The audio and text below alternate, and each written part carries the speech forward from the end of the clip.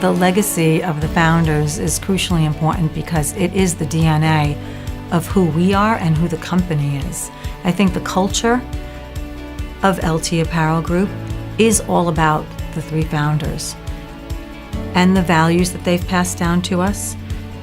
And I think that nowadays in most businesses, these values are no longer cherished. None of this would be here if it wasn't for them. You're walking through that door your first day over here. It's good to know the history of the company. It's good to know where it was built from. It's good to know that culture and that impact and try to take pieces of that and use that in your daily workflow and your daily task or who you interact with or how you do your customers. And I think it's important they know that this company started from nothing. And it's 60 years in an industry that's very finicky. It's fashion. It comes and goes quick, and there's not many companies been around that long. We like to think that we're a small family-owned business. Our doors are open. Any employee can come and talk to anybody about anything that they like. So I think it's important that all the new people realize that at heart, we're a small company.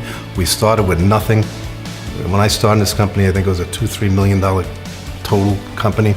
I think today we're 100 times that size. The challenge now is we've become a much larger company, and the challenge now is to keep that sense of family, even though we are a fairly good-sized company with major brands. So we want not only the leaders, the family members leaders, but everyone who's part of the management team and every employee to have the feeling of what it's like to work for a small family business that you have control of. The people who join us get to learn very quickly that they're treated with respect. There's an open door. There's an eagerness for them to grow and excel, and that when you get treated fairly as customers and as employees, it's really one sheet of music. We like to do things the right way. You still have that feeling. This is their company. They very much left their footprint here, and it's something that we always have in the back of our minds. When we come to work every day. Every once in a while we might think to ourselves, what would Mr. Sutton do in a certain situation? He made sure that when we moved the warehouse to New Jersey, because originally the warehouse was in Brooklyn, and a lot of the guys were coming from Brooklyn, he made sure that he got them a car.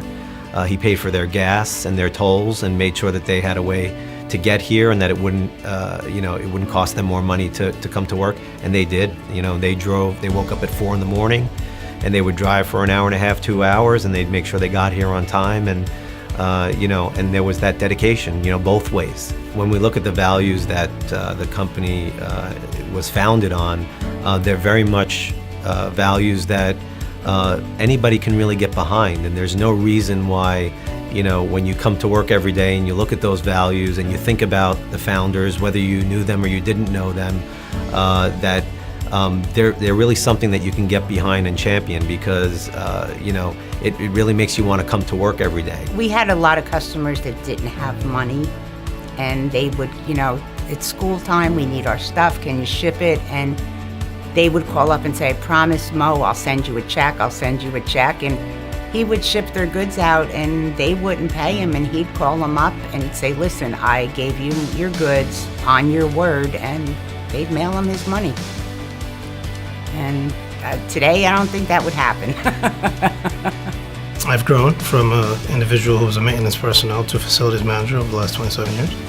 And for me, that was a great example as a young man. Hey, these values lead to success, and they treated everybody with respect. They rewarded correctly, and they valued you as a person. And they allowed me to grow. They gave me the opportunity, and I've been successful. I think by focusing in on the core values and values that we hold true to us still today, they always would do the right thing. They would respect each other, and they would focus on the consumer and make sure that they're doing the best that they can. When I say my name out there, it's like a golden ticket. Alfred Sutton, and it opens the doors up. These guys who we also yelled at and reprimanded, these foreigners, they treated him with the most respect. They appreciated everything he did for them. He was so concerned about them, so concerned. And as a college graduate coming in, and I would say, Grandpa, we could make more money if we do things this way or that way. And he was so focused on what that would do to the factory, to the relationship there, to the future, for the long-term potential of that factory. He wasn't just thinking of, making a quick buck. There are many different values that I found in Mr. Sutton, my boss, my teacher, my father, many things. The majority of the garment manufacturing is now done in Vietnam. And in my opinion, this is all because of the possibility that was created by Mr. Alfred Sutton. There's a story about my dad that other people have told the story. That we were going through some sort of an audit and somebody had flagged there was a payment that was supposed to be made to, I think it was an attorney. And we never paid them, and they stopped billing us, so they never billed us. And it was years later. And they went to my dad, and my dad said, send the guy the money. Well, why? Well, but he's not even billing us at so many years old. No, he did the work. Mr. Sutton said, okay, call up my girl, place the order, and I'll take care of it, is really what Mr. Sutton said. So Joe was like, okay, no big deal, I'll see the order in 3 days, because by the time they get the order loaded and so on and so forth.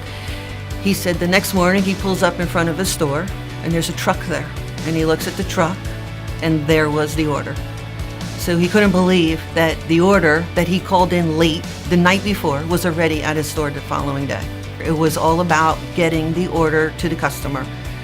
Whatever we have to do, you have to stay late, you have to manually print labels, write labels. It didn't matter what we needed to do, we just needed to satisfy the customer. Mr. Gindy ran our company just purely on integrity. I would tell him, Mr. Gindy, that person's not entitled to that money. They don't deserve it. Why are we paying them? And he said to me, Richard, peace and harmony is more important than anything. And fighting and dissension could destroy us. So he saw past the money, and all he cared about was keeping harmony and keeping it going. Years ago, there was no computer-generated orders. So we used to get orders from retailers handwritten with the prices on them, and it was very, very difficult to enter the orders. And so many times retailers would make mistakes. They would put a higher price when it was really lower. So Mr. Gindy felt like that's cheating. So instead of just taking the price, he would call them up and have someone call them up and say, listen, you paid the higher price, it's really this price, fix it. So that's, to me, just a lesson how, you really need to do the right thing, and that you're not looking to, take advantage of anyone. We're not here just to make money. We're here if we could change lives of moms and kids and families with the products that we deliver and the things we do, then we could say we're really accomplishing something. Their legacy lives within us. So at this stage of our lives, we have the responsibility to carry forward their legacy. And it looms large, but not through thought. It's ingrained in the fabric of who we are.